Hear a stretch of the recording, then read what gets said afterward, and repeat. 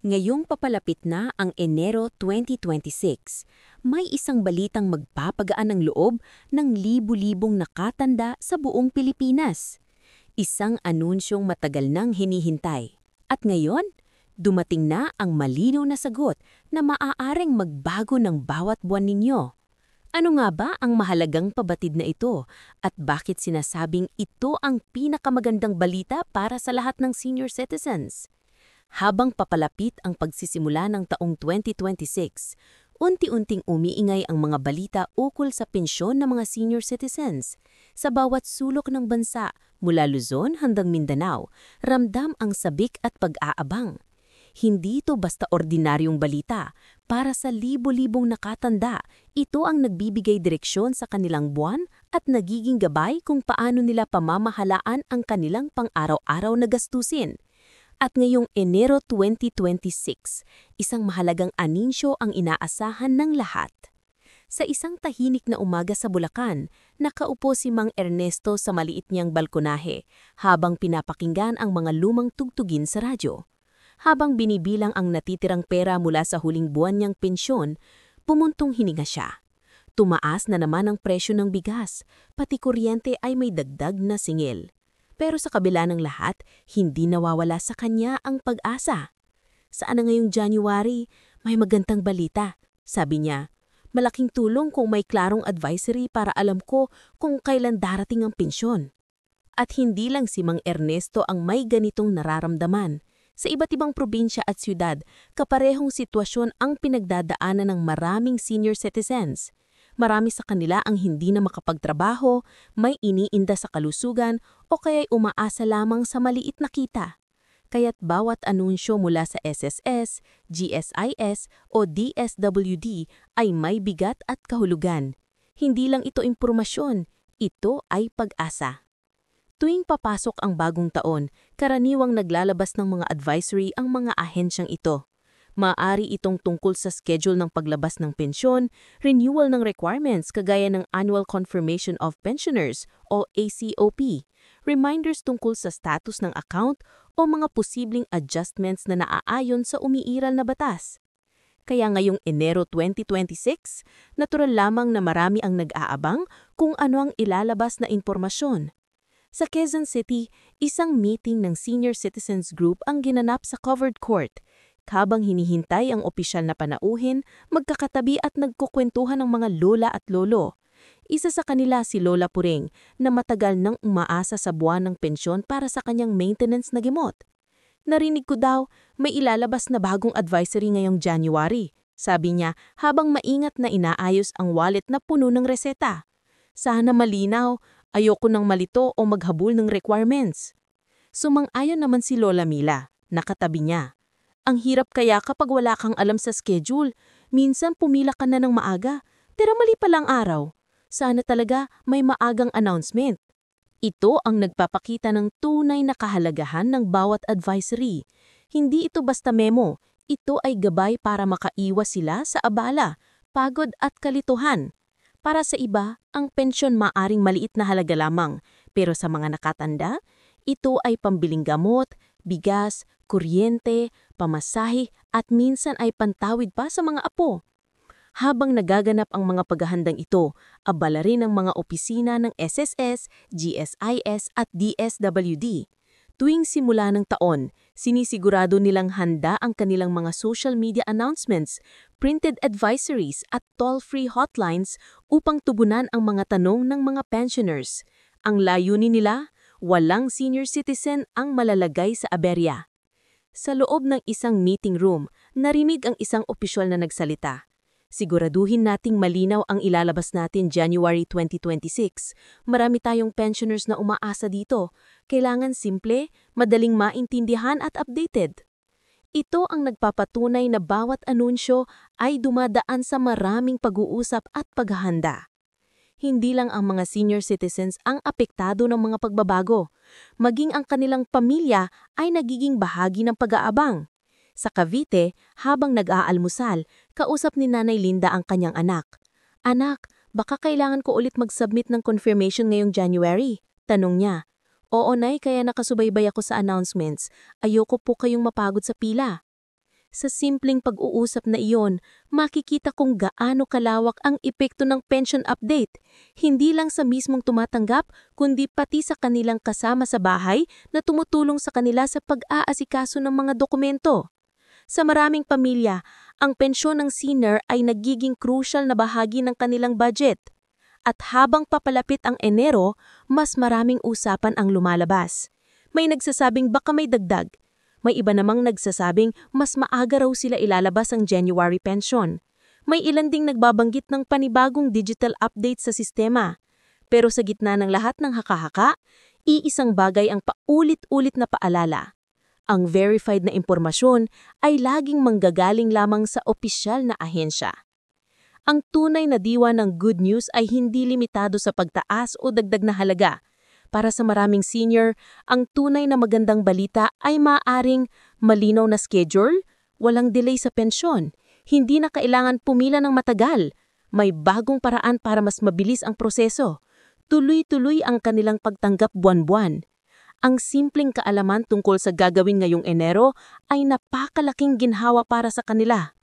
Habang lumilipat ang mga araw, dumadami ang nakatandang naghahanda ng kanilang ID, passbook o ATM card. Inaayos nila ang kanilang requirements, nag-iisa-isa ang mga dokumento at sinisiguradong updated ang kanilang information. Ramdamang pag-asa, ramdamang excitement, ramdamang pangamba na baka may kailangan silang asikasuhin. At sa gitna ng lahat ng ito, iisa ang tanong ng lahat. Ano mismo ang laman ng January 2026 Pension Alert? Habang papalapit ang Enero 2026, mas naging malinaw sa publiko ang kabuuang nilalaman ng inihandang advisory para sa lahat ng senior citizen sa bansa. Matagal na itong hinihintay at ngayong inilabas na, unti-unting nagkaroon ng linaw ang mga bagay na bumabagabag sa maraming nakatanda. Ang pangunahing laman ng anunsyo ay nakatuon sa mabilis, malinaw at maayos na paglabas ng buwan ng pensyon, pati na sa mga bagong guidelines upang maging mas episyente ang proseso at mas maiwasan ang aberya. Isa sa pinakamahalagang detalyeng ibinahagi sa advisory ay ang mas maagang pag-release ng pensyon ngayong Enero. Ayon sa mga ahensya, sinadya itong i-advance ng bahagya upang maiwasan ang sabay-sabay na pagdagsa ng pensioners sa mga bangko at payout centers. Ang ganitong hakbang ay malaking tulong lalo na sa mga matatandang hirap ng makipagsabayan sa mahabang pila. Makikita kung gaano kagaan ang loob ng maraming senior nang malaman nilang mas maaga nilang matatanggap ang kanilang buwan ng ayuda. Bukod sa schedule, ipinaliwanag din sa advisory ang kabuuang proseso ng pagtanggap ng pensyon ngayong taon. Para sa mga gumagamit ng ATM o e-wallet na nakalink sa kanilang accounts, tiniyak ng mga ahensya na magiging tuloy-tuloy ang pagpasok ng pensyon basta't aktibo ang account. Marami kasing naging reklamo noong mga nakaraang taon kung saan hindi pumapasok ang pensyon dahil sa matagal nang hindi nagagalaw na account. Ngayong 2026, malinaw na ipinaalala na mahalagang i-activate ang account kahit isang beses kada ilang buwan para maiwasan ang pagka-hold. Ipinakita rin sa advisory na inuuna ngayong taon ang pagpapabuti ng digital services. Nakalagay sa opisyal na anunsyo na mas pinaikli na ang paraan ng pag-check ng status ng pensyon. Kung dati ay kailangan tumawag sa hotline o pumunta sa opisina, ngayon ay maaari nang makita ang status gamit ang mobile app o web portal. Para sa mga senior na hirap gumamit ng gadgets, maaari nilang ipacheck sa kanilang anak o apo basta may access sa account details. Ang ganitong sistema ay makakatulong upang mabawasan ang pagpunta sa opisina at ang panganib ng pagkalito sa schedule. Kasama din sa advisory ang isa sa pinakaimportanteng paalala kada bagong taon, ang Annual Confirmation of Pensioners. Marami ang nag-aalala tungkol dito taon-taon, pero ngayong Enero 2026, malinaw na ipinaliwanag na may ilang paraan upang gawin ang confirmation. Para sa mga nakatatandang kayang makapunta sa opisina, maaari pa ring personal na magpatunay ng kanilang status. Ngunit para sa mga may sakit, bedridden o nakatira sa malalayong lugar, mananatili ang online confirmation at home visit options. Inilagay ito sa advisory upang masiguro na walang senior na mawawalan ng pensyon dahil lang sa kahinaan ng katawan. Isang makabuluhang detalye rin ang pagbibigay diin sa tamang pag-update ng personal records. Maraming pensioner ang nakakaranas ng delay dahil may mali o outdated na personal information. Halimbawa ay maling contact number, maling address o pangalan na hindi tugma sa kanilang ID. Ngayong 2026, malinaw na ipinaalala na mas mabilis na ang proseso ng pag-request ng record correction. Maaari na itong gawing online at isang representative lang ang kailangan kung hindi makalakad ang senior citizen. Itong pagbabagong ito ay malaking kaginhawaan lalo na sa mga matatandang hindi na kayang bumiyahe. Dagdag pa rito, inaprubahan na ng mga ahensya ang pagpapalawak ng digital support system. May bagong feature ang online portal kung saan maaari nang mag-report agad ng problemang tulad ng missing pension, duplicate payment errors, o technical issues sa accounts. Sa mga nakaraang taon, maraming pensioner ang kinakailangang pumila ng maaga para magpa-follow up. Ngayon, maaari nang isubmit online ng reklamo at makakatanggap ng reference number para masundan ng status. Hindi man ito karagdagan sa pensyon, malaking ginahawang naman ito para sa mga matatanda. Sa kabuuan ng advisory, mapapansin na hindi lang tungkol sa petsa at proseso ang laman. Kasama rin dito ang mga paalala para maiwasan ng scam. Maraming senior citizen ang nalilinglang ng text scams na nagsasabing kailangan nilang magbayad o magbigay ng personal information. Kaya malinaw sa advisory na hindi kailanman humingi ng pera ang SSS, GSI o DSWD para sa pag-release ng pensyon. Nakasaad doon na ang tanging legitimate na paraan ng pakikipag-ugnayan ay sa kanilang verified hotline, website o opisyal na social media pages. Itong detalyeng ito ay kritikal upang mapangalagaan ng mga nakatatanda batang sa panluloko. Habang tumatagal ang araw at mas marami ang nakakabasa ng advisory, dumarami rin ng positibong reaksyon. May mga senior citizen na nagsabing mas kampante sila ngayong taon dahil hindi na sila nangangapa sa proseso. May ilan namang tuwang-tuwa dahil mas malinaw ang guidelines at mas madali ng sundan. Ang isa pang magandang epekto ng advisory ay ang pag-oorganisa ng mga pamilya para tulungan ng kanilang nakatatanda sa mga kinakailangan nilang gawin. Sa bawat tahanan na may lolo o lola, may nagbabasa ng advisory, may nagtitake ng notes at may nag-aayos ng ID at forms. Sa bawat pag-fill out ng form at pag-scan ng ID, naroon ang pag-asa na mas magiging magaan ang buhay ng kanilang mahal sa buhay pagdating ng 2026. Samantala, marami ring senior na nakukwento ng kanilang inaasahan. May gustong gamitin ng dagdag na pensyon para sa maintenance, may gustong bumili ng masustansyang pagkain, at mayroon ding simpleng gustong magkaroon ng kaunting ipon pang proteksyon kung sakaling magkasakit. Ang tanging pinagsasama nila ay ang pakiramdam na, sa wakas, narinig din kami. Habang lumilipas ang mga araw patungo sa Enero, unti-unti ring nababawasan ng pangamba.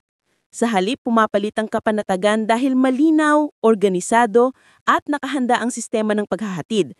Kahit ang mga senior sa mga isla at bundok ay siniguradong maaabot dahil may nakalaan mang schedule para sa kanila. Ang mahalaga, walang mapag-iwanan. At nang tuluyang dumating ang opisyal na petsa, sumabay sa pag-ikot ng kalendaryo ang isang panibagong pag-asa.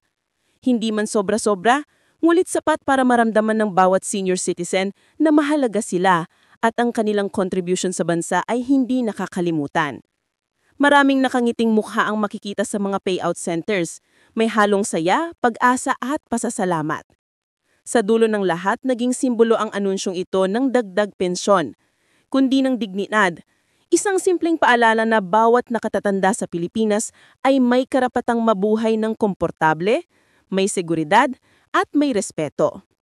At para sa lahat ng mga senior citizens, ang mensahe ay malinaw. Hindi kayo nag-iisa, mahalaga kayo. At ang 2026 ay taong ginawa para mas maramdaman ninyo na kayo ay tunay na pinapahalagahan.